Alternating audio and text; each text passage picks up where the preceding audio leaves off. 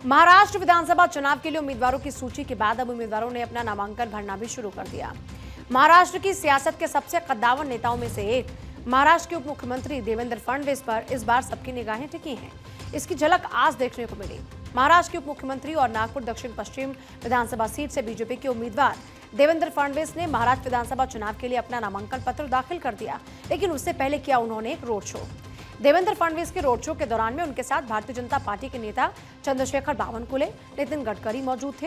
Road show के दौरान में ही देवेंद्र फडणवीस ने लोगों को संबोधित करते हुए बीजेपी के लिए प्रचार भी किया और उन्होंने कहा कि नितिन गडकरी के नेतृत्व में नागपुर में जो विकास कार्य हुए उसे सभी ने देखा है और पिछले 10 सालों में हमारे काम और कांग्रेस के शासनकाल में किए गए कामों को देखिए और हमें बताने की जरूरत नहीं है, लेकिन हमने नागपुर को बदल दिया। दरअसल देवेंद्र फडणवीस सिर्फ जीतने के लिए मैदान में नहीं उतरे हैं, वो बड़ी जीत के लिए मैदान में उतरने का वादा कर रहे हैं, क्योंकि वो बीजेपी के मुख्यमंत्री पद के दावेदार भी हैं। अगर महाराष्ट्र में एनडीए की वापसी होती है और बीजेपी की सीटें अच्छी खासी आती हैं, तो कोई शक नहीं होगा कि मुख्यमंत्री फिर से देवेंद्र फडणवीस ही बनेंगे। इसलिए देवेंद्र फडणवीस पर सिर्फ जीत नहीं, बड़ी जीत का दबाव भी होगा।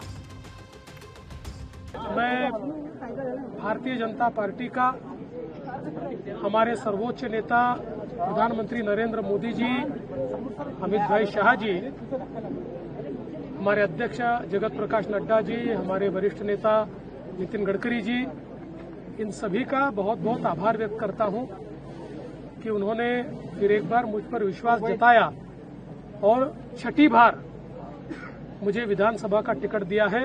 महायुति की सरकार फिर एक बार महाराष्ट्र में आएंगी और नागपुर में हमारी सारी सीटें पूरे बहुमत के साथ जीतेगी।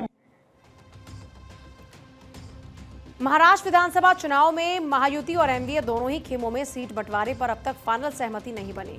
इस बीच शिवसेना प्रमुख और महाराष्ट्र के मुख्यमंत्री एकनाथ शिंदे के दिल्ली दौरे पर सांसद संजय राउत ने तंज कसा।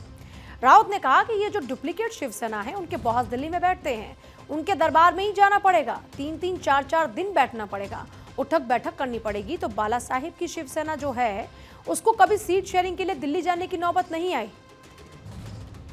ये जो डुप्लीकेट शिवसेना है, उनके बॉस दिल्ली में बैठते अमित शाह, तो उनके दरबार में ही जाना पड़ेगा, 3-3, 4-4 दिन बैठना पड़ेगा, उठक बैठक करना पड़ेगा। वो तो करना ही पड़ेगा ना, वो थोड़ी ओरिजिनल पार्टी है। जब हमारी शिवसेना है ओरिजिनल बाला साहब ठाकरे जी की, उनको कभी सीट शेयरिंग के लिए दिल्ली में जाने की नौबत नहीं आई।